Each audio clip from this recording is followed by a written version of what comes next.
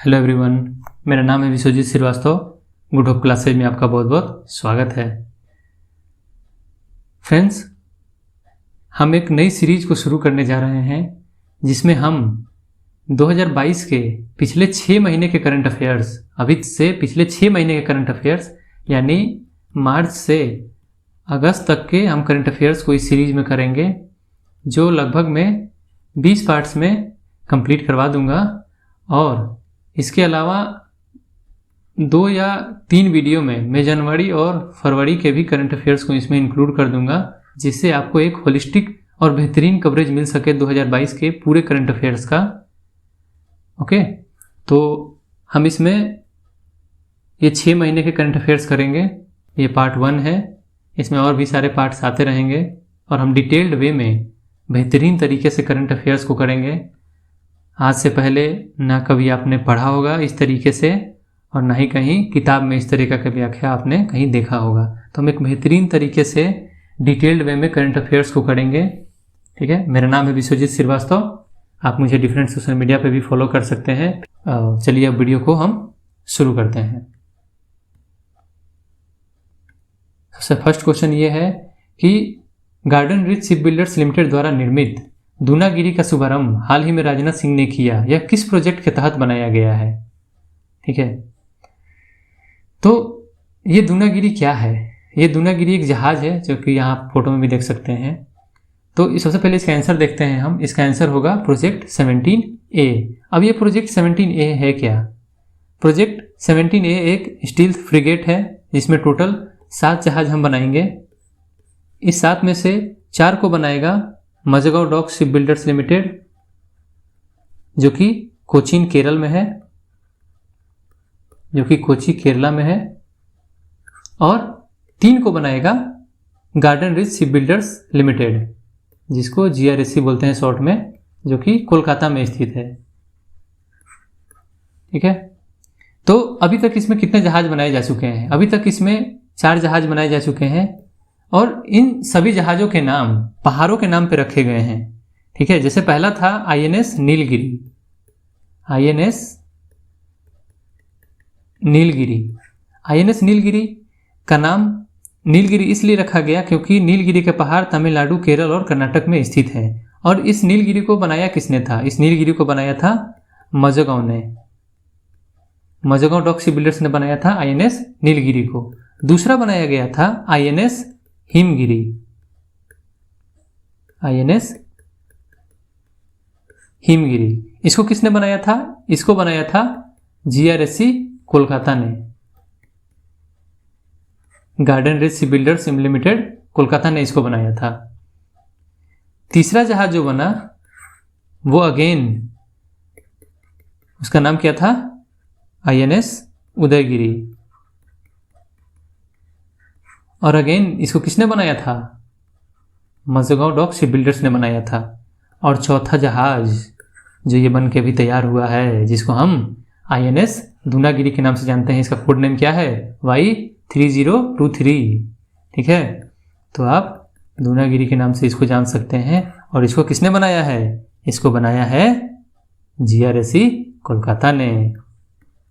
ठीक है, दूनागिरी नाम इसका क्यों रखा गया? क्योंकि दूनागिरी के पहाड़ उत्तराखंड में स्थित है। ठीक है, अब बाकी इसमें 3 जहाज और बनेंगे। ये तो 4 जहाज बन गए ना। यहाँ पे टोटल कितने जहाज बनने थे? इसमें टोटल 7 जहाज बनने थे, तो 4 तो बन गए, 3 और बनने वाले हैं इसमें। तो 3 और कौन कौन से बनने वाले हैं? तारागिरी, विंध्यागिरी और महेंद्रगिरी। इस राष्ट्रीय उद्यान में अफ्रीकी चीतों को लाया जाएगा। अफ्रीका में जो चीता पाया जाता है, उनको भारत के किस राष्ट्रीय उद्यान में हस्तांतरित किया जाएगा? तो ये है कुनू नेशनल पार्क। ठीक है, ये है कुनू नेशनल पार्क, जो कि मध्य प्रदेश में स्थित है। ठीक है, अच्छा, मध्य प्रदेश में एक नया वाइल्ड लाइफ सेंचुरी भी बना है। बता सकते हैं नाम उसका? मध्य प्रदेश में एक नया वाइल्ड लाइफ सेंचुरी बना है, उसका नाम क्या है? उसका नाम है कर्माझीरी वाइल्ड लाइफ सेंचुरी। ठीक है, तो याद रखिएगा, इसका नाम है कर्माझीरी वाइल्ड लाइफ सेंचुरी। तो ये नया वाइल्ड लाइफ सेंचुरी बना है मध्य प्रदेश में। अच्छा, मध्य प्रदेश में और कौन कौन से नेशनल पार्क हैं हमारे? मध्य प्रदेश में और कौन कौन से नेशनल पार्क हैं? कान्हा है, बांधवगढ़ है, पन्ना है, सतपुड़ा है, पेंच है, फॉसिल्स नेशनल पार्क है, वन विहार नेशनल पार्क है, माधव नेशनल पार्क है। तो ये सब एग्जाम में बार बार पूछे जाते हैं, इन नामों को आप याद रखिएगा। अच्छा, ये कहाँ से लाए जा रहे हैं? ये चीता को कहाँ से लाया जा रहा है?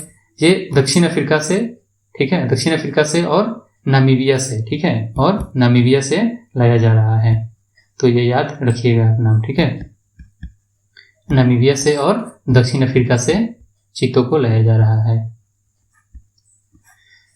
तो ये 2 जगहों से हम चीता को लाएंगे और कुनो नेशनल पार्क में रखेंगे, ठीक है। चलिए अब बढ़ते हैं अगले क्वेश्चन की तरफ।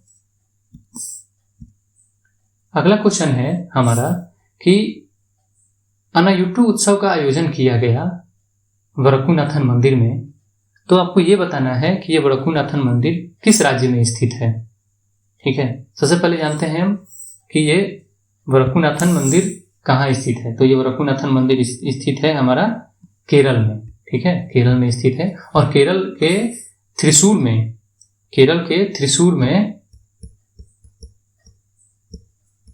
त्रिशूर में ही इस उत्सव का, अनायुट्टु उत्सव का आयोजन किया गया, ठीक है। और इस उत्सव के अलावा एक त्रिशूर में ही एक और त्योहार का आयोजन किया जाता है, जिसको बोला जाता है त्रिशूर पीड़म त्योहार, जो कि अगेन वरकुनाथन मंदिर में ही उस त्योहार का आयोजन किया जाता है। अच्छा, ये त्योहार किसका है? ये त्योहार अनायुट्टु उत्सव में क्या किया जाता है? अनायुट्टु उत्सव है हाथियों का त्योहार होता है ये, ठीक है। अगले क्वेश्चन की तरफ। अगला क्वेश्चन हमारा ये है कि नेशनल इंस्टीट्यूट रैंकिंग फ्रेमवर्क यानी NIRF रैंकिंग 2022 के 7वें संस्करण के अनुसार भारत में उच्च शिक्षा के लिए सबसे अच्छा संस्थान निम्नलिखित में से कौन सा है, ठीक है।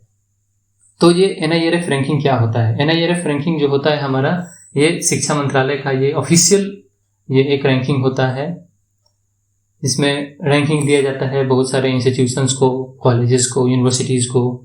तो इसमें IIT मद्रास ने टॉप किया है। सबसे अच्छा ओवरऑल परफॉर्मेंस किसका रहा है? ओवरऑल परफॉर्मेंस रहा है हमारा IIT मद्रास का। और ये बेस्ट इंजीनियरिंग कॉलेज भी रहा है इस साल। तो ये बेस्ट इंजीनियरिंग कॉलेज और ओवरऑल इंजीनियरिंग और ओवरऑल में मतलब ये IIT मद्रास नंबर 1 रहा है। और बेस्ट मैनेजमेंट में कौन सा रहा है? मैनेजमेंट में सबसे अच्छा रहा है IIM अहमदाबाद, याद रखिएगा आप। तो IIM अहमदाबाद इसमें नंबर 1 रहा है मैनेजमेंट में। और बेस्ट फार्मेसी कॉलेज कौन सा रहा है? बेस्ट फार्मेसी कॉलेज रहा है जामिया हमदर्द। और बेस्ट मेडिकल कॉलेज कौन सा है? AIIMS Delhi. Best university IISc Bangalore. और बेस्ट कॉलेज है मिरांडा हाउस दिल्ली। तो ये आप सब याद रखिए इसमें। चलिए बढ़ते हैं अगले क्वेश्चन की तरफ। अगला क्वेश्चन हमारा ये है कि राइट टू रिपेयर कमेटी, जो कि उपभोक्ता मामलों के विभाग द्वारा गठित किया गया है, कि अध्यक्ष कौन है? अब ये राइट टू रिपेयर कमेटी है क्या? ये राइट टू रिपेयर कमेटी क्या करेगी? ये एक ऐसी कमेटी है जिसमें हम इलेक्ट्रॉनिक्स के ऊपर बात करेंगे, जो कि इलेक्ट्रॉनिक सामान होते हैं हमारे घर में, उनके ऊपर बात होगी। अगर मतलब आपके घर में जो भी इलेक्ट्रॉनिक्स उपकरण हैं, अगर वो खराब हो जाए तो आप उसको रिपेयर करने का अधिकार आपके पास होना चाहिए। क्योंकि अगर ऐसा नहीं होता है, बहुत सारे आजकल इलेक्ट्रॉनिक गैजेट्स आते हैं आजकल, तो खराब होने के बाद वो हमारा कचरा जो होता है उसमें वृद्धि होती जाती है। इससे हमारे पर्यावरण पर इसका प्रतिकूल प्रभाव पड़ता है। तो इसलिए इस कमेटी का गठन किया गया है ताकि इलेक्ट्रॉनिक कचरे से बचा जा सके, ठीक है, और इसको हम मतलब रिपेयर कर सकें। तो रिपेयर करने का अधिकार ये दिया गया है इस कमेटी में। तो और ये जो कमेटी है वो उपभोक्ता मामलों के विभाग द्वारा गठित किया गया है। तो ये इसके चेयरमैन कौन है? इसके चेयरमैन है निधि खरे। इसका अध्यक्ष बनाया गया है निधि खरे को। अच्छा, यहाँ ऑप्शन बी देखिए, ऑप्शन बी है निधि छिब्बर। पता है आपको इनके बारे में? ये हमारी CBSE की ये चेयरमैन है, ठीक है। तो याद रखिएगा आप, CBSE के चेयरमैन कौन है? निधि छिब्बर। और राइट टू रिपेयर कमेटी जो बनाया गया है उसकी अध्यक्ष कौन है? उसकी अध्यक्ष बनी है निधि खरे। तो आप याद रखिएगा, ठीक है। चलिए बढ़ते हैं अगले क्वेश्चन की तरफ। अगला क्वेश्चन हमारा ये है कि हमारा कौन सा ऐसा पनडुब्बी है जिसको 35 वर्षों की सेवा के बाद उनको डिकमीशन कर दिया गया है, यानी सेवा से हटा दिया गया है, सेवानिवृत्त कर दिया गया है। तो ये कौन सा हमारा पनडुब्बी है, तो आप जैसे फोटो में भी देख सकते हैं, ये हमारा है सिंधु ध्वज, INS सिंधु ध्वज। INS सिंधु ध्वज एक पनडुब्बी है जिसको अभी 35 साल इन्होंने अपनी सेवा भारत को दी। ठीक है, तो अच्छा, ये जो भी सिंधु नाम से हमारे जहाज हैं वो रसिया ने हमको बना के दिए हैं। ठीक है, जैसे हमारा सिंधु ध्वज हो गया, सिंधु घोष हो गया, सिंधु वीर हो गया, सिंधु रक्षक हो गया, तो इन सबको बना के हमको रसिया ने दिया है। ठीक है, तो अब याद रखिएगा सिंधु ध्वज को अब डिकमीशन कर दिया गया है और ये एक पनडुब्बी है, याद रखिएगा। 35 वर्षों की सेवा के बाद इसको सेवानिवृत्त कर दिया गया है। चलिए बढ़ते हैं अगले क्वेश्चन की तरफ। अगला क्वेश्चन हमारा ये है कि हाल ही में 51वें पैसिफिक आइलैंड फोरम 2022 की बैठक का आयोजन कहाँ किया गया। ठीक है, ये पैसिफिक आइलैंड फोरम क्या होता है, जो भी देश प्रशांत महासागर के अंदर है या प्रशांत महासागर के आसपास है, उन देशों का एक ऐसा समूह है जिन्होंने इस फोरम का आयोजन किया। इसमें टोटल कितने कंट्रीज हैं, टोटल कितने कंट्रीज ने इसमें पार्टिसिपेट किया, इस फोरम में कितने कंट्रीज हैं टोटल, इस फोरम में टोटल 18 कंट्रीज ने भाग लिया और ये फिजी में इसका आयोजन किया गया। ठीक है, फिजी का कैपिटल क्या है, सुआ। ठीक है, याद रखिएगा फिजी का कैपिटल है सुआ। चलिए बढ़ते हैं नेक्स्ट क्वेश्चन की तरफ। वर्क फ्रॉम होम को कानूनी अधिकार बनाने के लिए एक कानून पारित करने वाला कौन देश बना है। ऐसा कौन सा देश बना है जिसने वर्क फ्रॉम होम को एक कानूनी अधिकार दिया है। ठीक है, तो हमारा नीदरलैंड जो है उसने वर्क फ्रॉम होम को एक कानूनी अधिकार देने के लिए एक कानून पारित किया है वहां की संसद में। तो याद रखिएगा आप, ये उनके हस्बैंड का नाम है तरनजीत सिंह संधू।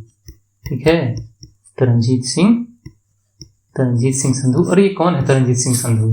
तरनजीत सिंह संधू भी एक राजदूत हैं हमारे, कहाँ पे, USA में हमारे राजदूत है तरनजीत सिंह संधू। तो रिनत संधू है हमारी राजदूत कहाँ पे, नीदरलैंड में, और तरनजीत सिंह संधू इनके जो हस्बैंड हैं वो है USA में हमारे राजदूत। तो याद रखिएगा ये। और नीदरलैंड की कैपिटल का नाम क्या है, नीदरलैंड की कैपिटल का नाम है एम्स्टर्डम। ठीक है, और इसमें एक शहर, नीदरलैंड में एक शहर है, नीदरलैंड में एक शहर है, कौन सा शहर है, फेमस शहर, द हेग। याद है, द हेग, नीदरलैंड। ठीक है, इसमें कौन कौन से ऑर्गेनाइजेशन का हेडक्वार्टर है, इसमें हेडक्वार्टर बहुत सारे ऑर्गेनाइजेशन का है, जैसे OPCW है हमारा। ठीक है, द हेग में हमारा OPCW का हेडक्वार्टर है। ये OPCW क्या होता है, ये OPCW होता है organisation for prohibition of chemical weapons, organisation of prohibition of chemical weapons. और इसमें द हेग में और कौन से एक ऑर्गेनाइजेशन का हेडक्वार्टर है, जिसको बोलते हैं इंटरनेशनल कोर्ट ऑफ जस्टिस। ठीक है, और इसमें याद रखिएगा एक क्वेश्चन बार बार पूछा जाता है कि इंटरनेशनल कोर्ट ऑफ जस्टिस में जो जज होते हैं उनका टेन्योर कितना होता है, उनका कार्यकाल कितने दिनों का होता है। तो उनका कार्यकाल होता है 9 सालों का। ठीक है, 9 सालों का उनका कार्यकाल होता है। ठीक है, चलिए बढ़ते हैं अगले क्वेश्चन की तरफ। टाइम मैगजीन के द्वारा 2022 में भारत के किन 2 स्थानों को दुनिया के top 50 extraordinary destination to explore में नामित किया गया है।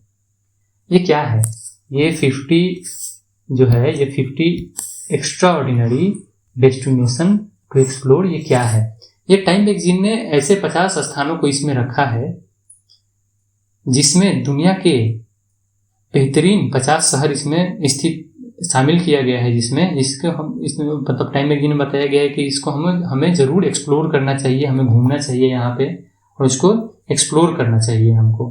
तो इन 50 एक्स्ट्राऑर्डिनरी डेस्टिनेशन को एक्सप्लोर में भारत के 2 शहरों को शामिल किया गया है। तो वो 2 शहर कौन कौन से हैं, तो वो 2 शहर हैं केरल और अहमदाबाद। याद रखिएगा, केरल और अहमदाबाद को इसमें इस 50 के लिस्ट में शामिल किया गया है। भारत के मात्र 2 शहर इसमें शामिल है, केरल और अहमदाबाद। अच्छा, केरल को क्या बोला जाता है, केरल को बोला जाता है गॉड्स ओन कंट्री।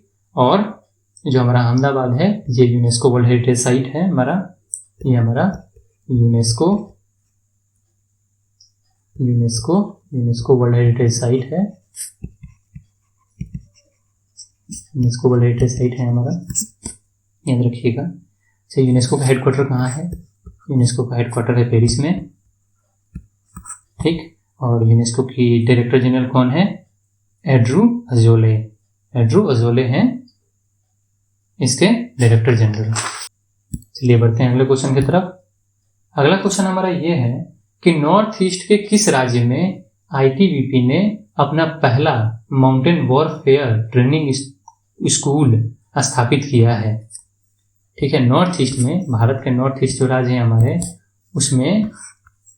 उसमें से किस राज्य में आईटीबीपी ने अपना माउंटेन वॉरफेयर ट्रेनिंग स्कूल यानी कि पर्वतीय युद्ध प्रशिक्षण स्कूल स्थापित किया है। तो ये कहाँ पे स्थापित किया गया है? ये सिक्किम के डोंगबेंग में स्थापित किया गया है। अच्छा, सिक्किम में एक और जगह है, याद है आपको? सिक्किम में एक जगह है मामले। ठीक है, सिक्किम में एक जगह है मामले। तो इस जगह को जियो हेरिटेज साइट घोषित किया गया है। ठीक है, इसको जियो हेरिटेज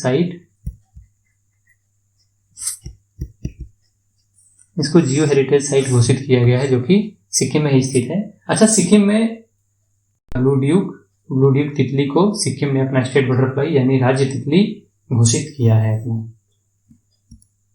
बढ़ते हैं अगले क्वेश्चन की तरफ। अगला क्वेश्चन ये है कि किस राज्य में बुनालू उत्सव मनाया गया? ठीक है, फोटो देख रहे हैं आप, ये बुनालू उत्सव का फोटो है। तो ये पूछ रहा है कि किस राज्य में बुनालू उत्सव का आयोजन किया गया। तो ये है हमारा प्यारा तेलंगाना, और इस तेलंगाना में ही बुनालू उत्सव का आयोजन किया गया। अच्छा, तेलंगाना में और कौन कौन से त्योहार मनाए जाते हैं? तो तेलंगाना में और मनाया जाता है त्योहार नागोबा जात्रा। ठीक है, एक मनाया जाता है बथुकम्मा। ये दोनों त्योहार कहाँ मनाए जाते हैं? तेलंगाना में ही मनाए जाते हैं। अच्छा, एक त्योहार आंध्र प्रदेश और तेलंगाना दोनों में मनाया जाता है, उसका नाम क्या है? उसका नाम है कनुमा। ये कनुमा फेस्टिवल मनाया जाता है, लेकिन ये कहाँ मनाया जाता है? ये मनाया जाता है आंध्र प्रदेश और तेलंगाना में। ठीक है, तो आंध्र प्रदेश और तेलंगाना में मनाया जाता है कनुमा फेस्टिवल। अच्छा, कनुमा फेस्टिवल एक मतलब कैसा त्यौहार है? ये जानवरों का त्यौहार होता है, ये एनिमल्स फेस्टिवल होता है। ठीक है, ये एनिमल्स का फेस्टिवल होता है, याद रखिएगा। तो बुनालू उत्सव कहाँ मनाया गया? तेलंगाना में। चलिए नेक्स्ट क्वेश्चन की तरफ बढ़ते हैं। नेक्स्ट क्वेश्चन हमारा ये है कि फेशियल रिकॉग्निशन टेक्नोलॉजी यानी जो हमारी चेहरे की पहचान जो तकनीक है, उसके द्वारा हवाई अड्डों पर यात्रियों के लिए पेपरलेस एवं कॉन्टेक्टलेस सेवाएं सुनिश्चित करने के लिए कौन सी परियोजना एयरपोर्ट अथॉरिटी ऑफ इंडिया यानी भारतीय विमानपत्तन प्राधिकरण के द्वारा शुरू किया गया है? तो बताइए इसका आंसर क्या होगा? एक डीजी यात्रा नाम का परियोजना शुरू किया गया है, जो कि नागरिक उड्डयन मंत्रालय द्वारा इसको बनाया गया है। इस पूरे परियोजना को नागरिक उड्डयन मंत्रालय द्वारा बनाया गया। अच्छा, नागरिक उड्डयन मंत्रालय के मंत्री कौन है? नागरिक उड्डयन मंत्रालय के मंत्री हैं ज्योतिरादित्य सिंधिया। ठीक है, और जो कि इस्पात मंत्री भी हैं हमारे। अच्छा, इसको अभी जो ये हमारा डीजी यात्रा है ना, इसको अभी सिर्फ 2 एयरपोर्ट पे लागू किया गया है। एक है वाराणसी, और वाराणसी के एयरपोर्ट को क्या बोलते हैं हम? वाराणसी के एयरपोर्ट को बोलते हैं लाल बहादुर शास्त्री एयरपोर्ट। ठीक है, तो एक वाराणसी में और एक केम्पेगौड़ा में। केम्पेगौड़ा कहाँ स्थित है? केम्पेगौड़ा इंटरनेशनल एयरपोर्ट, जो कि बेंगलुरु में स्थित है। तो यहाँ पे भी बेंगलुरु में ये 2 जगहों पर भी इस चीज को शुरू किया गया है। बाकी आने वाले समय में और भी एयरपोर्ट पे इसको शुरू किया जाएगा, और फिलहाल 5 और एयरपोर्ट पे इसको लागू किया जाएगा। पुणे, विजयवाड़ा, कोलकाता, दिल्ली और हैदराबाद। तो इन 5 एयरपोर्ट पे इसको लागू किया जाएगा अभी फिलहाल। निम्नलिखित में से किस राज्य ने पशुओं की नस्ल के सुधार के लिए उत्कृष्टता केंद्र स्थापित करने के लिए ब्राजील के साथ सहयोग किया है? कौन सा राज्य है ऐसा? तो ऐसा हमारा राज्य है हरियाणा। तो हरियाणा ने पशुओं की नस्ल के सुधार के लिए उत्कृष्टता केंद्र स्थापित किया है ब्राजील के साथ मिलकर। ठीक है, अब याद रखिएगा एक और अच्छा क्वेश्चन इसमें बताता हूं आपको। हरियाणा में एक इंस्टीट्यूट स्थित है जिसको बोलते हैं राष्ट्रीय अश्व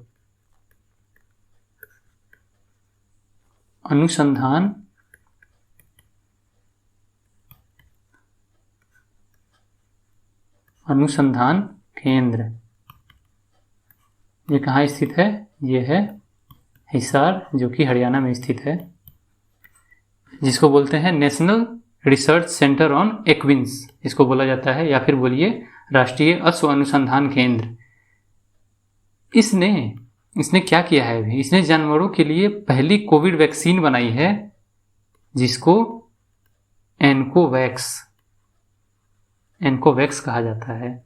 तो एनकोवैक्स दवाई जो जानवरों के लिए पहला कोविड वैक्सीन है, इसको बनाया है हमारे राष्ट्रीय अश्व अनुसंधान केंद्र जो कि हिसार हरियाणा में स्थित है।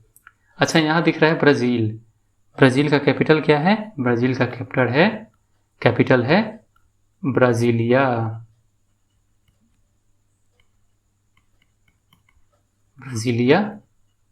ठीक है। और ब्राज़ील के प्रेसिडेंट कौन है? ब्राज़ील के प्रेसिडेंट हैं जैर बोल्सोनारो।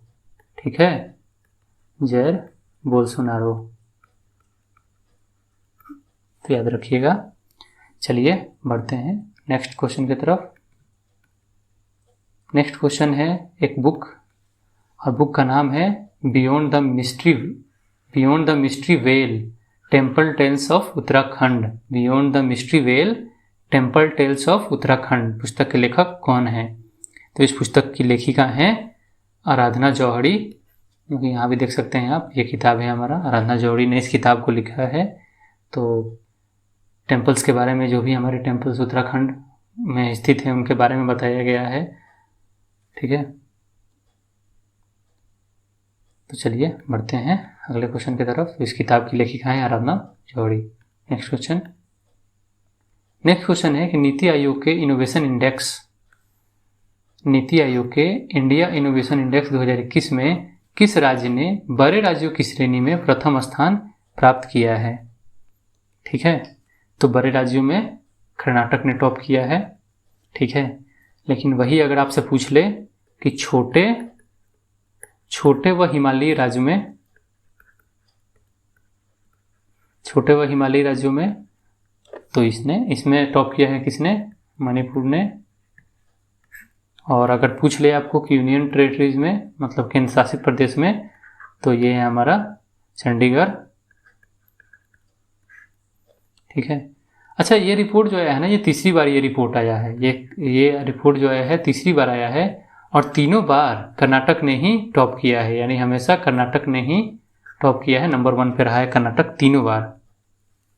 चलिए नेक्स्ट क्वेश्चन की तरफ बढ़ते हैं। नेक्स्ट क्वेश्चन है किताब का नाम, और किताब का नाम ये है the McMahon line a century of discord. ठीक है, इस पुस्तक के लेखक कौन है? तो इस पुस्तक के लेखक हैं हमारे रिटायर्ड आर्मी ऑफिसर हैं, एक आर्मी जनरल हैं। इनका नाम है जनरल जोगिंदर जसवंत सिंह। यहाँ जे सिंह शॉर्ट में लिखा गया है। जनरल जोगिंदर जसवंत सिंह ने लिखा है इस किताब को। ठीक है, और मैकमोहन लाइन कहाँ स्थित है? तो मैकमोहन लाइन भारत और चीन के बीच में स्थित है, ये भी याद रखिएगा। भारत और चीन के बीच, जो कि अरुणाचल प्रदेश में है, तो उसको हम मैकमोहन लाइन बोलते हैं। ठीक है, बढ़ते हैं अगले क्वेश्चन की तरफ। अगला क्वेश्चन है कि 13वां पीटर्सबर्ग जलवायु संवाद हाल ही में किस देश में आयोजित किया गया? ठीक है, ये कहाँ आयोजित किया गया इसको? तो इसको आयोजित किया गया है जर्मनी की राजधानी बर्लिन में। ठीक है, जर्मनी की राजधानी बर्लिन में इसका आयोजन किया गया है, 13वां पीटर्सबर्ग जलवायु संवाद। अच्छा, जर्मनी के भी चांसलर कौन बने हैं? जर्मनी के चांसलर, इनका नाम है Olaf Scholz. Olaf SCHOLZ, Olaf Scholz. अच्छा, इनसे पहले कौन थे? इनसे पहले थी एंजेला मर्केल। ठीक है, एंजेला मर्केल याद रखिएगा, जो कि इनसे पहले थी, लेकिन अभी चांसलर कौन है? Olaf Scholz. चलिए नेक्स्ट क्वेश्चन की तरफ बढ़ते हैं। अगला क्वेश्चन ये है कि भारत और किस देश के न्यायिक सेवा आयोग के बीच न्यायिक सहयोग यानी जुडिशियल कोऑपरेशन के क्षेत्र में समझौता ज्ञापन यानी मेमोरेंडम ऑफ अंडरस्टैंडिंग, जिसको MOU भी बोला जाता है, पर हस्ताक्षर करने की मंजूरी केंद्रीय मंत्रिमंडल ने दी है? ठीक है, तो ये किस देश के न्यायिक सेवा आयोग और भारत, मतलब भारत के न्यायिक सेवा आयोग और भारत के न्यायिक सेवा मतलब किस देश के न्यायिक सेवा आयोग के बीच न्यायिक सहयोग में यानी जुडिशियल कोऑपरेशन में समझौता ज्ञापन पर हस्ताक्षर किया गया है और उसकी मंजूरी केंद्रीय मंत्रिमंडल ने दी है। तो ये है हमारा पड़ोसी देश मालदीव्स। ठीक है, मालदीव्स के न्यायिक सेवा आयोग के बीच ये और भारत के बीच ये डिक्लेरेशन, ये मेमोरेंडम ऑफ अंडरस्टैंडिंग साइन किया गया है। मालदीव्स के प्रेसिडेंट कौन है? इब्राहिम मोहम्मद सोले। कैपिटल है माले। अच्छा, मालदीव्स अभी न्यूज में क्यों था? मालदीव्स अभी न्यूज में इसलिए था कि यहाँ पे इंडिया आउट कैंपेन चलाया गया। ठीक है, इंडिया आउट कैंपेन चलाया गया था यहाँ पे। ये क्यों चलाया गया था कैंपेन? ये सोशल मीडिया पे एक कैंपेन चलाया गया बहुत जोरों शोरों से, इसका नाम भी हमने सुना था अभी, इंडिया आउट कैंपेन, जो कि मालदीव्स में चलाया गया। ये वहाँ के जो क्या बोलते हैं, वहाँ के जो एक पूर्व भ्रष्ट राष्ट्रपति हैं अब्दुल्ला यामीन, ठीक है, अब्दुल्ला यामीन के नेतृत्व में ये इंडिया आउट कैंपेन चलाया गया। ठीक है, और इन्होंने क्या कहा था? इन्होंने ये कहा था कि भारत हमारे आंतरिक मामलों में दखल दे रहा है, इसलिए हम भारत का विरोध करते हैं, इसलिए इंडिया आउट कैंपेन चलाया गया। भारतीय सेना बोल रहे थे कि भारतीय सेना दखल दे रही है इसमें, हमारे मतलब आंतरिक मामलों में। भारतीय सेना को निकालने के लिए ये मतलब कैंपेन चलाया गया। और भारतीय नौसेना का एक डोर्नियर विमान और 2 हेलीकॉप्टर विमान मालदीव्स में तैनात हैं, जो वहाँ फैले 200 छोटे द्वीपों से मरीजों को हॉस्पिटल पहुँचाने का काम करते हैं। वहाँ जो भी 200 छोटे छोटे द्वीप हैं ना मालदीव्स में, तो वहाँ से मरीजों को हॉस्पिटल पहुँचाने का कार्य करते हैं। तो ये सब इनको रास नहीं आई, और ये इन्होंने अब सत्ता में तो है नहीं, ये अब्दुल्ला यामीन तो है नहीं सत्ता में, तो इन्होंने इंडिया आउट कैंपेन का नेतृत्व किया। बाकी वहाँ के जो भी सरकार में लोग हैं उन्होंने इसको गलत ठहराया और इसका विरोध किया। ठीक है, हाल ही में किसे श्रीलंका के 15वें प्रधानमंत्री के रूप में नियुक्त किया गया है? ठीक है, तो ये है, इनका नाम है दिनेश गुणावर्धने, जो कि श्रीलंका के 15वें प्रधानमंत्री के रूप में इनको नियुक्त किया गया है। और प्रेसिडेंट कौन बने हैं? प्रेसिडेंट भी हाल फिलहाल में बने हैं, अभी प्रेसिडेंट बने हैं रानिल विक्रमसिंघे। ठीक है, और ये दिनेश गुणावर्धने क्या है? ये पीएम है। अच्छा, इनसे पहले यानी रानिल विक्रमसिंघे के पहले कौन से प्रेसिडेंट थे वहाँ पे? वहाँ पे प्रेसिडेंट थे गोटाबाया राजपक्षे। ठीक है, गोटाबाया राजपक्षे थे प्रेसिडेंट, जिसने भारी प्रदर्शन के बीच 13 जुलाई को देश छोड़कर भागना पड़ गया था। हालांकि अभी ये वापस अपने देश आ गए हैं। ये देश से भी जो भारी प्रदर्शन हो रहा था श्रीलंका में ना, तो उसमें ये अपना देश छोड़ के भाग गए थे। तो ये ओल्ड पीएम थे, ओल्ड प्रेसिडेंट थे, वहाँ के प्रेसिडेंट हैं अब वहाँ के। और नया प्रेसिडेंट किसको बनाया गया है? रानिल विक्रमसिंघे को, और दिनेश गुणावर्धने हैं हमारे वहाँ के पीएम। ठीक, नेक्स्ट क्वेश्चन, उस पहले ड्रोन का नाम क्या है? भारत के उस पहले ड्रोन का नाम क्या है जो मानव यात्रियों को ले जाने में सक्षम है और जिसका अनावरण पीएम मोदी ने किया? ठीक है, ये है वो ड्रोन, तो इसका नाम है वरुण। ठीक है, इसका नाम है वरुण, और ये 130 केजी तक वेट को ले जा सकता है, तो याद रखिएगा ये 130 केजी वेट तक ले जा सकता है। इसका नाम है वरुण। ठीक है, नेक्स्ट क्वेश्चन की तरफ बढ़ते हैं। केंद्रीय मंत्रिमंडल ने भारतीय रेल और परिवहन संस्थान का नाम बदलकर क्या रखने को मंजूरी दी है? ठीक है, मतलब राष्ट्रीय रेल और परिवहन संस्थान का नया नाम क्या होगा और यह किस राज्य में स्थित है? ठीक है, तो इसका नया नाम है गति शक्ति विश्वविद्यालय, जो कि गुजरात में स्थित है। गुजरात में कहाँ? गुजरात के वडोदरा में स्थित है, और इसको राष्ट्रीय महत्व का इंस्टीट्यूट घोषित किया गया है। ठीक है, इसको राष्ट्रीय महत्व का इंस्टीट्यूट भी घोषित किया गया है। चलिए बढ़ते हैं अगले क्वेश्चन की तरफ। National e governance service delivery assessment 2021 की रिपोर्ट जो आई है, मतलब नेशनल रिपोर्ट, इसमें किस मंत्रालय की वेबसाइट को प्रथम स्थान प्राप्त हुआ है?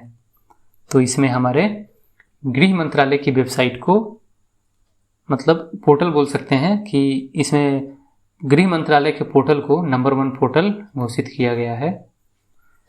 लेकिन अगर ये पूछ ले कि किस मंत्रालय के सर्विस पोर्टल को, ये तो हमारा नॉर्मल हो गया, अगर सर्विस पोर्टल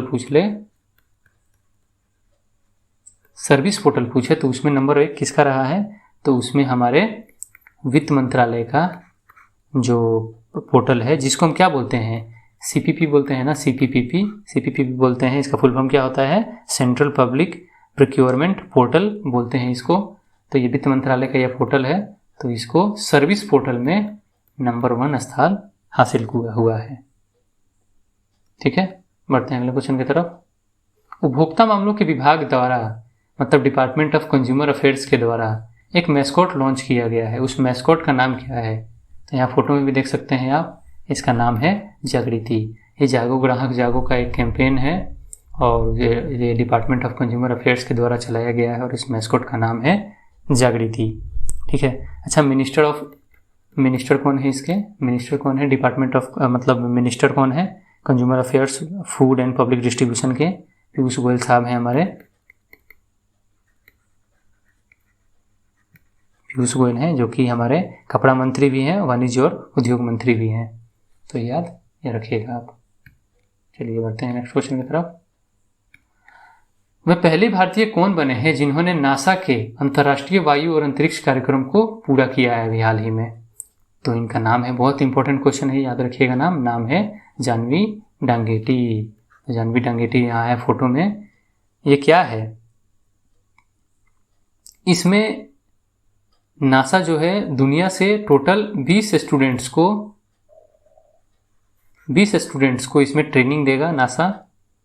इसमें से जानवी डांगेटी भी इसमें है। अच्छा चलिए आपको इंटरेस्टिंग चीज़ बताता हूँ इसमें और। ठीक है, इसमें इंटरेस्टिंग चीज़ ये है कि ये जानवी डांगेटी कहाँ से हैं? तो जानवी डांगेटी है हमारी आंध्र प्रदेश से।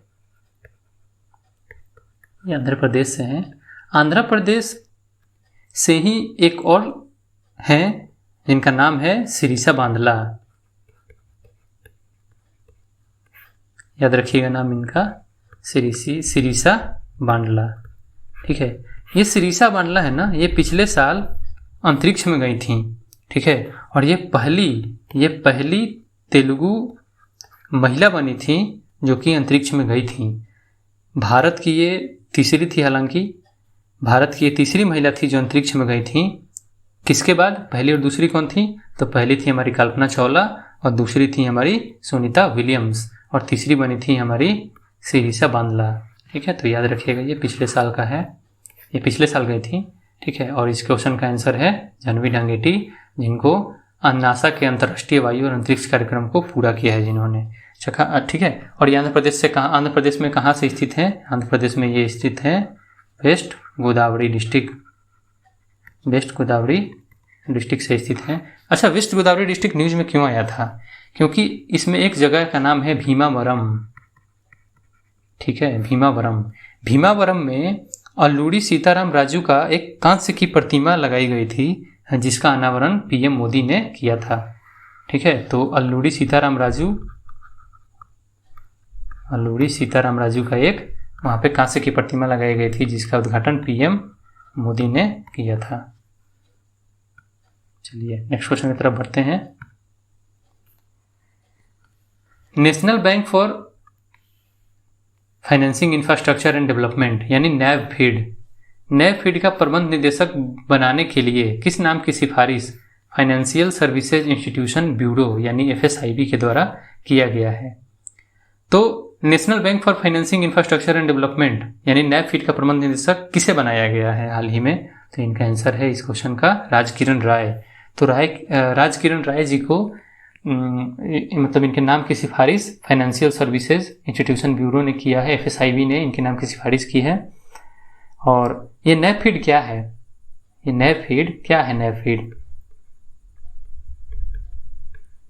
नैब-फीड हमारा जो भी इंफ्रास्ट्रक्चर प्रोजेक्ट होता है उसको फाइनेंस करने का काम करता है ये नैब-फीड। अच्छा, नैब-फीड के चेयरमैन कौन है? नैब-फीड के चेयरमैन है हमारे KV कामत। याद रखिएगा, इंपॉर्टेंट क्वेश्चन है। KV कामत है इसके चेयरमैन। और MD भी बनाया गया है किसको? MD बनाया गया है राजकिरण राय जी को। चलिए बढ़ते हैं नेक्स्ट क्वेश्चन की तरफ। ठीक है, नेक्स्ट क्वेश्चन है कि सेबी के द्वारा किसे नेशनल स्टॉक एक्सचेंज यानी एनएससी के अगले प्रबंध निदेशक और सीईओ नियुक्त करने की मंजूरी दी गई है। सेबी क्या होता है? सेबी है securities and exchange board of India, ठीक है। इसके द्वारा नेशनल स्टॉक एक्सचेंज के अगले प्रबंध निदेशक मतलब मैनेजिंग डायरेक्टर और सीईओ नियुक्त किसे किया गया है? ठीक है, तो इसका आंसर है आशीष कुमार चौहान, ठीक है। आशीष कुमार चौहान को, अच्छा ये कौन है आशीष कुमार चौहान? आशीष कुमार चौहान बॉम्बे स्टॉक एक्सचेंज में एमडी और सीईओ हैं अभी, ठीक है ना। तो ये बीएससी में अभी एमडी और सीईओ के पद पे कार्यरत थे, लेकिन अब ये सेम यही पोस्ट इनको अब किस में मिल जाएगा?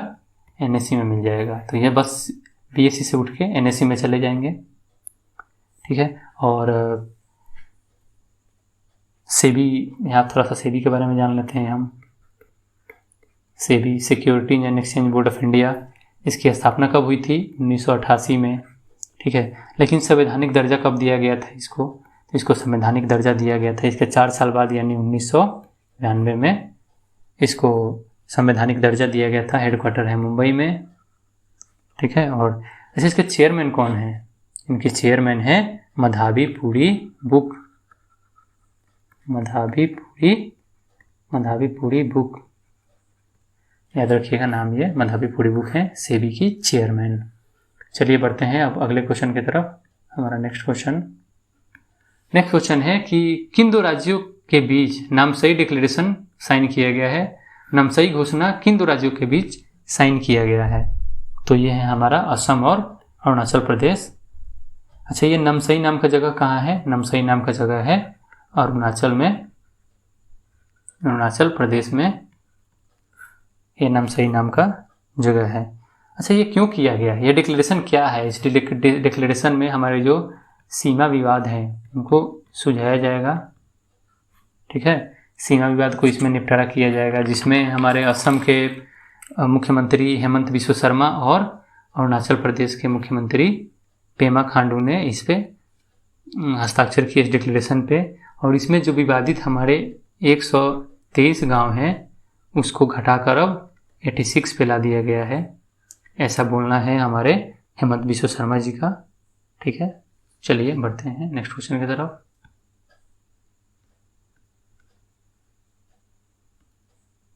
नेक्स्ट क्वेश्चन है कि हाल ही में वर्ल्ड एथलेटिक्स चैंपियनशिप यानी विश्व एथलेटिक्स चैंपियनशिप का आयोजन कहाँ किया गया है?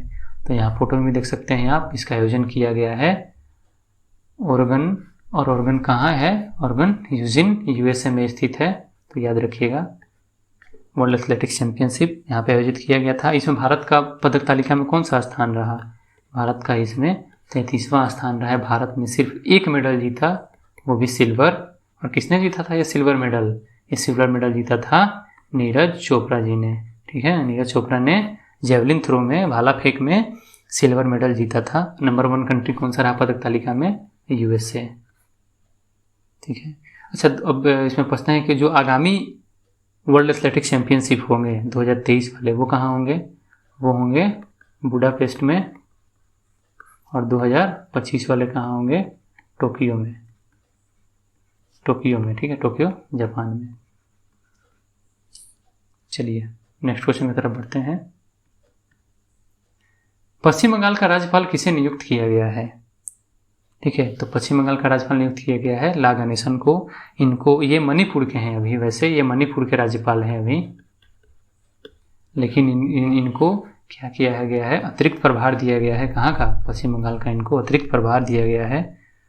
और जगदीप धनखड़ उपराष्ट्रपति बन गए हैं। पहले जगदीप धनखड़ ही थे राज्यपाल, लेकिन अब जगदीप धनखड़ हमारे कौन बन गए हैं? हमारे उपराष्ट्रपति बन गए हैं, ठीक है। तो उपराष्ट्रपति बन गए हैं हमारे जगदीप धनखड़। ये कौन से उपराष्ट्रपति बने हैं? ये हमारे 14वें उपराष्ट्रपति बने हैं। और द्रौपदी मुर्मू जो हमारी अभी 15वीं राष्ट्रपति बनी है वो, ठीक है, तो याद रखिएगा 15वीं राष्ट्रपति बनी है द्रौपदी मुर्मू जी। और उपराष्ट्रपति बने हैं जगदीप धनखड़ जो कि 14वें नंबर के उपराष्ट्रपति हैं। नेक्स्ट क्वेश्चन की तरफ बढ़ते हैं। तो नेक्स्ट क्वेश्चन वही है। नेक्स्ट क्वेश्चन ये है कि जो हमारी 15वीं राष्ट्रपति है श्रीमती द्रौपदी मुर्मू, वो किस आदिवासी समुदाय से संबंधित हैं? ठीक है, तो ये समुदाय है इनका संथाल, ये है संथाल ट्राइब, यहाँ ये देखिए फोटो में, और ये है हमारी प्रेसिडेंट श्रीमती द्रौपदी मुर्मू जी। तो ये आप याद रखिएगा। अच्छा, ये उड़ीसा में कहाँ से स्थित है? ये उड़ीसा की है, उड़ीसा के ये मयूरभंज डिस्ट्रिक्ट से स्थित है। ये मयूरभंज डिस्ट्रिक्ट की है ये, ठीक है। और प्रेसिडेंट का आर्टिकल किस में है? प्रेसिडेंट का आर्टिकल है आर्टिकल 52, ठीक है। कि भारत में एक विशेष आर्थिक क्षेत्र इकाई में अधिकतम कितने समय के लिए वर्क फ्रॉम होम की अनुमति वाणिज्य मंत्रालय ने दी है, ठीक है। मतलब मैक्सिमम एक आर्थिक क्षेत्र में, आर्थिक क्षेत्र के विशेष आर्थिक क्षेत्र इकाई में मैक्सिमम वर्क फ्रॉम होम कितने समय के लिए दिया जा सकता है? तो इसका आंसर है 1 साल, और वो भी सिर्फ 50% एम्प्लॉय को दिया जा सकता है इसमें। चलिए बढ़ते हैं नेक्स्ट क्वेश्चन की तरफ। नेक्स्ट क्वेश्चन है हमारा, हाल ही में किस भारतीय मूल के प्रोफेसर को रसिया के प्रतिष्ठित वैश्विक ऊर्जा पुरस्कार 2022 से नवाजा गया है, ठीक है। तो इसका आंसर है प्रोफेसर कौशिक राजशेखर को वैश्विक ऊर्जा पुरस्कार 2022 से सम्मानित किया गया है। अच्छा, इस पुरस्कार को एक और नाम से जानते हैं, मतलब ऐसे ही, मतलब इस पुरस्कार को हम रिन्यूएबल एनर्जी के क्षेत्र का नोबेल पुरस्कार भी बोलते हैं इसको, ठीक है। तो याद रखिएगा कि वैश्विक ऊर्जा पुरस्कार को रिन्यूएबल एनर्जी का नोबेल पुरस्कार भी बोलते हैं। अच्छा, कुछ थोड़ा सा, अब ये अवार्ड कौन सा देश देता है? तो यहाँ पे लिखा हुआ है रसिया, ठीक है। थोड़ा सा रसिया के बारे में जानते हैं। तो रसिया का कैपिटल है मॉस्को, ठीक है। मॉस्को क्यों नाम पड़ा है? क्योंकि मॉस्को नदी के किनारे है ये। और रसिया के प्रेसिडेंट कौन है? रसिया के प्रेसिडेंट हैं व्लादिमीर पुतिन है। और पीएम कौन है? पीएम का नाम रखिए याद, मिखाइल मिशुस्तिन, ठीक है। मिखाइल मिशुस्तिन यहाँ के पीएम है। और इसके लोअर हाउस को क्या बोला जाता है? लोअर हाउस को बोला जाता है डूमा, ठीक है। ये बहुत अच्छा क्वेश्चन है, ये याद रखिएगा। तो लोअर हाउस को बोला जाता है डूमा। नेक्स्ट क्वेश्चन की तरफ बढ़ते हैं। नेक्स्ट क्वेश्चन है कि भारत के सबसे बड़े फ्लोटिंग सोलर प्लांट को किस राज्य में एनटीपीसी के द्वारा लगाया गया है? किस राज्य में एनटीपीसी के द्वारा लगाया गया है भारत के सबसे बड़े फ्लोटिंग सोलर प्लांट? ये कितने, इसका क्षमता क्या है? इसका क्षमता है 100 मेगावाट, और ये लगाया गया है तेलंगाना में। तेलंगाना में कहाँ? तेलंगाना के रामागुंडम में, ठीक है। अच्छा, एक और फ्लोटिंग सोलर पावर प्लांट बनाया गया है जो कि 92 मेगावाट का है, 92 मेगावाट का है। उसको केरल में लगाया गया है, ठीक है। केरल के कहाँ? अलापुया में, केरल के अलापुया में लगाया गया है। और अलापुया में कहाँ? कायमकुलम, ठीक है। नाम याद रखिएगा, कायमकुलम में लगाया गया है 92 मेगावाट का। अच्छा, अलापुया को किस और नाम से जानते हैं? इसको बोलते हैं वेनिस ऑफ ईस्ट नाम से हम जानते हैं अलापुया को। और उदयपुर को भी हम वेनिस ऑफ ईस्ट के नाम से जानते हैं। तो भारत में दो शहर ऐसे हैं जिसको वेनिस ऑफ ईस्ट बोला जाता है। एक तो उदयपुर हो गया, उदयपुर और अलापुया, तो ये दो को हम वेनिस ऑफ ईस्ट के नाम से जानते हैं। तो 92 मेगावाट का। लेकिन याद रखिएगा, अभी एक बन रहा है। क्या बन रहा है? फ्लोटिंग सोलर पावर प्लांट बन रहा है, जो कि दुनिया का सबसे बड़ा फ्लोटिंग सोलर पावर प्लांट होगा। जो का होगा, ये कितने मेगावाट का था? ये तो 100 मेगावाट का था ना। अब यहाँ बनाया जा रहा है 600 मेगावाट का। और ये कहाँ बनाया जा रहा है? ओमकारेश्वर डैम, नर्मदा नदी, खंडवा डिस्ट्रिक्ट, मध्य प्रदेश में, ठीक है। ओमकारेश्वर डैम नर्मदा नदी पर खंडवा डिस्ट्रिक्ट मध्य प्रदेश में, ठीक है। तो याद रखिएगा, ये सबसे बड़ा, दुनिया का सबसे बड़ा होगा ये, याद रखिएगा। चलिए बढ़ते हैं अगले क्वेश्चन की तरफ। हाल ही में कैस्पियन राज्यों के प्रमुखों का 6ठा शिखर सम्मेलन कहाँ आयोजित किया गया? तो आयोजित किया गया अशगाबाद, तुर्कमेनिस्तान में, ठीक है। और इस फोटो में आप देख सकते हैं कि जो हमारा कैस्पियन सागर है, ये जो कैस्पियन सागर है हमारा, इस कैस्पियन सागर के आसपास कितने कंट्रीज हैं? तो ये टोटल 5 कंट्रीज होते हैं। और ये बहुत इंपॉर्टेंट क्वेश्चन है, ये एग्जाम में बार बार पूछा जाता है ये, कि कैस्पियन सागर के आसपास कितने देश हैं। ठीक है, तो इसका एक ट्रिक है, याद रखिए आप, TARIK, तारीख, तारीख नहीं, तारीख। T से तुर्कमेनिस्तान, A से अजरबैजान, R से रसिया, I से ईरान, K से कजाकिस्तान। यहाँ है तुर्कमेनिस्तान, यहाँ है अजरबैजान, यहाँ है रसिया, ठीक है, यहाँ है ईरान और यहाँ है कजाकिस्तान। तो ये आप नाम याद रखिएगा, यह है कैस्पियन सागर हमारा, और इसके इर्द गिर्द 5 देश हैं। और ये जो हमारा छठा इन कैस्पियन राज्यों का छठा शिखर सम्मेलन आयोजित हुआ, ये अशखाबाद तुर्कमेनिस्तान में स्थित हुआ। अजरबैजान की राजधानी है बाकू, तुर्कमेनिस्तान की राजधानी है अशखाबाद, ईरान की राजधानी है तेहरान और कजाकिस्तान की राजधानी है नूर सुल्तान। ठीक है, चलिए बढ़ते हैं अगले क्वेश्चन की तरफ। हाल ही में नीरज चोपड़ा ने डायमंड लीग प्रतियोगिता 2022 में सिल्वर मेडल जीता। यह किस देश में आयोजित किया गया था? ठीक है, इसका आयोजन कहाँ किया गया? तो इसका आयोजन स्वीडन में किया गया था। अभी इन्होंने कितना भाला फेंका था? 89.94 मीटर रिकॉर्ड भाला फेंका इन्होंने अपना ही रिकॉर्ड तोड़ दिया। ठीक है, लेकिन एक क्वेश्चन और याद रखिएगा कि टोक्यो ओलंपिक में जो नीरज चोपड़ा ने गोल्ड मेडल जीता था, उन्होंने उसमें कितने मीटर भाला फेंका था? उसमें इन्होंने जेवलिन थ्रो कितना मीटर किया था? उन्होंने 87.58 मीटर, याद रखिएगा, ये उन्होंने भाला फेंका था इतना दूर। चलते हैं, बढ़ते हैं अगले क्वेश्चन की तरफ। हाल ही में यूके की सांसद, यूनाइटेड किंगडम की सांसद के द्वारा किसे आयुर्वेद रत्न पुरस्कार से सम्मानित किया गया है? तो इसका आंसर है तनुजा नेसरी। तनुजा नेसरी को आयुर्वेद रत्न पुरस्कार से सम्मानित किया गया है। ये कौन है? ये है All India Institute of Ayurveda की, All India Institute of Ayurveda की ये, ठीक है, डायरेक्टर है ये, All India Institute of Ayurveda की, आयुर्वेदा की ये क्या है? ये डायरेक्टर हैं, याद रखिएगा। चलिए नेक्स्ट क्वेश्चन की तरफ बढ़ते हैं। हाल ही में तेलंगाना के उच्च न्यायालय के मुख्य न्यायाधीश के रूप में किसे नियुक्त किया गया है? तो ये नियुक्त किया गया है जस्टिस उज्जल भुइयां को। तो उज्जल भुइयां को तेलंगाना उच्च न्यायालय का न्यायाधीश नियुक्त किया गया है। शपथ किसने दिलाई? शपथ दिलाई इनको तमिलिसाई सौंदरराजन ने, जो कि तेलंगाना की गवर्नर हैं। हाई कोर्ट के जज की रिटायरमेंट एज कितनी होती है? 62 साल। और सुप्रीम कोर्ट के जज की रिटायरमेंट एज होती है 65 साल। किसे फाइनेंशियल एक्शन टास्क फोर्स का अध्यक्ष नियुक्त किया गया है?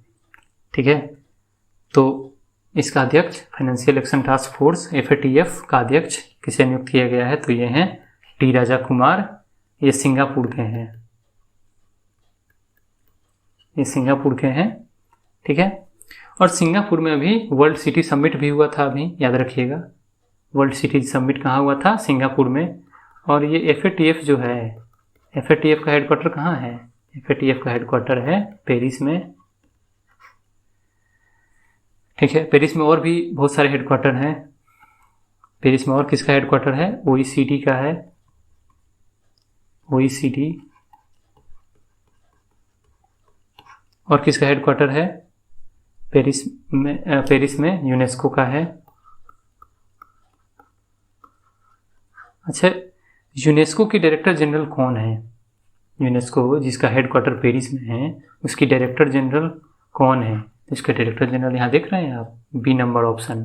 तो बी नंबर ऑप्शन जो है ये ऑड्रो अजोले, ये है यूनेस्को की प्रेसिडेंट। और FATF का प्रेसिडेंट किसको बनाया गया है अध्यक्ष? ये है टी राजा कुमार, इसका आंसर होगा। और एक नाम और सुन लीजिए यहाँ पे, यूनिसेफ का हेडक्वार्टर कहाँ है? यूनिसेफ का हेडक्वार्टर न्यूयॉर्क में स्थित है। ठीक है, और यूनिसेफ की हेड कौन है? यूनिसेफ की हेड है कैथरीन रसल हो गई यहाँ यूनिसेफ की हेड। एड्रू अजोले जो है वो है हमारे यूनेस्को की हेड, और टी राजा कुमार हैं हमारे FATF के हेड। रखिएगा, तीनों नाम बहुत एग्जाम में पूछा जाता है। चलिए, तो वीडियो को यहीं समाप्त करते हैं। वीडियो देखने के लिए आपका बहुत बहुत धन्यवाद। नमस्कार। ऐसे ही हम आगे वीडियो में मिलते रहेंगे।